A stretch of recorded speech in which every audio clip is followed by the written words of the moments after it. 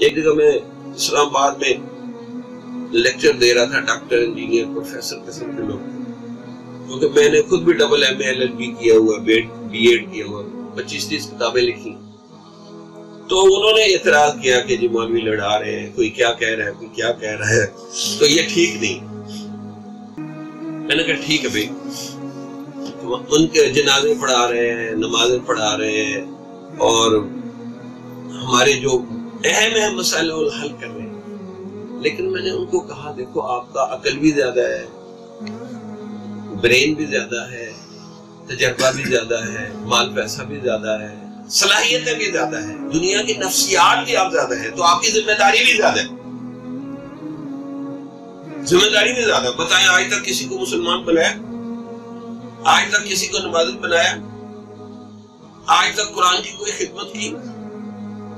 بتائیں آج تک اللہ نے تو آپ کو اتنا کچھ دے دیا، آپ نے اللہ کا کیا کام کیا؟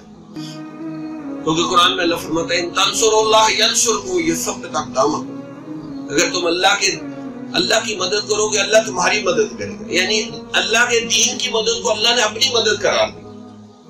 اب سب خاموش ہو. آپ نے کیا پارٹیسپیٹ کیا؟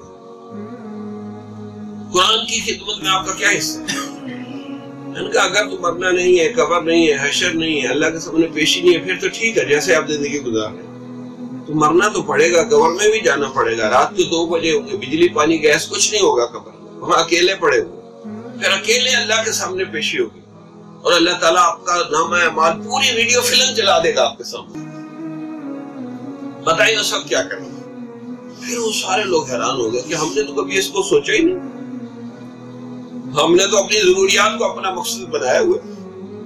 یہ اس وقت بہت بڑی ٹریجڈی ہو گئی ہے کہ ہم نے ضروریات کو مقصد بنا لیا اور مقصد کا پتہ ہی نہیں کیا. حالانکہ مقصد اللہ نے ہمیں دے کے بھیجا ہے کہ میری محبت و معرفت حاصل کرو. والذین آمنوا اشد حبا للہ، مومن وہ بنے گا جس کے دل میں اللہ کی سپرلیٹو ڈگری کی محبت ہو.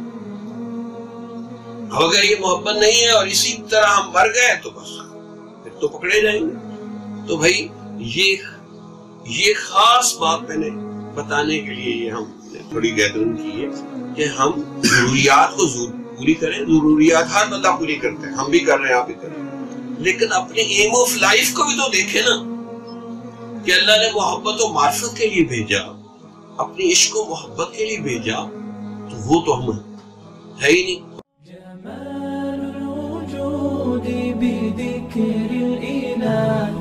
وتصفو الحياة بنور هدى، جمال الوجود بذكر الإله.